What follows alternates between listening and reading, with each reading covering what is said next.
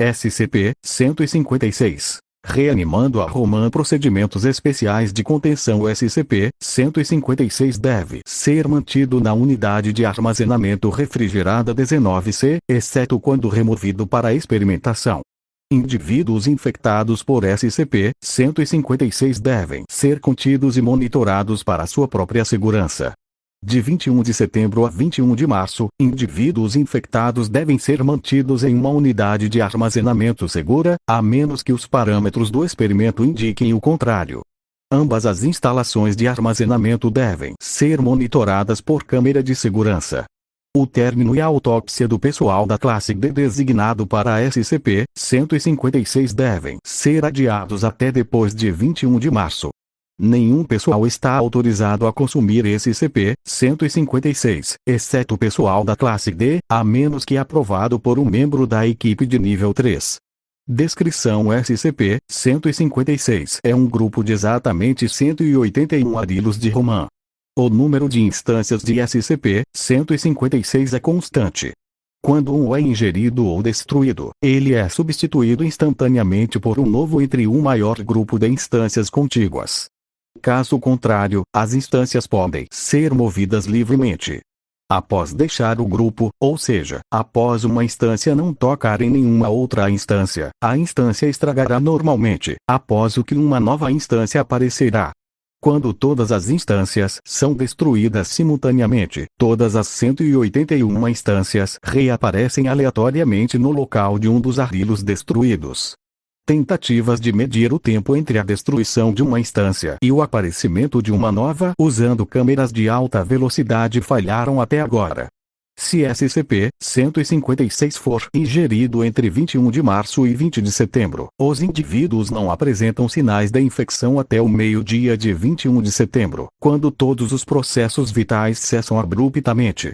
Um efeito semelhante é observado imediatamente quando o SCP-156 é ingerido após 21 de setembro.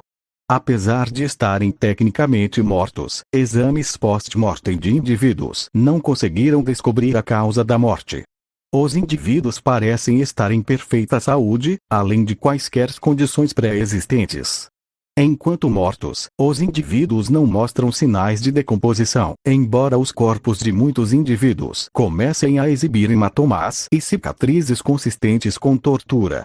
Enquanto a maioria dos indivíduos sofre esses ferimentos, nem todos sofrem, e nenhuma fórmula confiável foi descoberta para prever quais indivíduos serão afetados.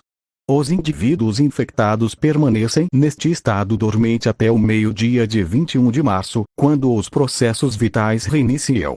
Os indivíduos lembram pouco do período de tempo intermediário. Embora a maioria dos indivíduos não tenha a mínima consciência de que algum tempo se passou desde sua aparente morte, alguns afirmam se lembrar de um rosto masculino branco e pálido e de uma romazeira murcha. Os indivíduos continuam a morrer e a reanimar anualmente em 21 de setembro e março, respectivamente, até serem mortos por outra causa. A reanimação só ocorre a partir de mortes causadas pela ingestão de SCP-156. Após passar por um único ciclo de morte e reanimação, os sujeitos começaram a exibir altos níveis de angústia e paranoia conforme o tempo se aproximava de 21 de setembro, mesmo que não tenham sido informados sobre o ciclo de morte e reanimação. Além disso, os sujeitos tomarão medidas extremas para evitar correr qualquer tipo de risco ou perigo para sua pessoa, mesmo que tenham exibido comportamentos de risco antes de ingerir SCP-156. Ao longo de vários ciclos de morte/reanimação, esses sintomas psicológicos se tornam mais pronunciados. Ao mesmo tempo, os sintomas físicos durante o período de dormência aumentam em intensidade para os sujeitos que sofrem deles. Eventualmente, ferimentos físicos em sujeitos começarão a imitar queimaduras e feridas perfurantes. Muitos sujeitos ganham fobia de cães e plantas mortas após 3-5 reanimações. Após várias mortes causadas por SCP-156, o tecido ocular sofre necrose em muitos sujeitos. Este tecido não reanima com o resto do corpo. Frequentemente, após 10 ou mais reanimações, a reanimação de processos corporais ocorrerá, mas o sujeito não conseguirá recuperar a consciência, entrando em um estado comatoso. A morte e a reanimação continuam anualmente, mesmo após os sujeitos terem atingido esse estágio. SCP-156 chamou a atenção da Fundação após um incidente em Desconhecido, Grécia. Após Desconhecido pessoas morrerem em 21 de setembro de Desconhecido, sem causa aparente. A Fundação se envolveu após moradores locais relatarem o retorno de vários mortos que haviam sido enterrados em jazigos acima do solo na primavera seguinte. Após questionar esses indivíduos, todos relataram ter comparecido a uma festa na casa de uma desconhecido, que havia sido enterrada e foi encontrada asfixiada em seu caixão. SCP-156 foi descoberto dentro da casa, fresco, apesar dos 6 meses decorridos desde o incidente. Os testes começaram com o pessoal da classe D em Desconhecido de agosto de Desconhecido.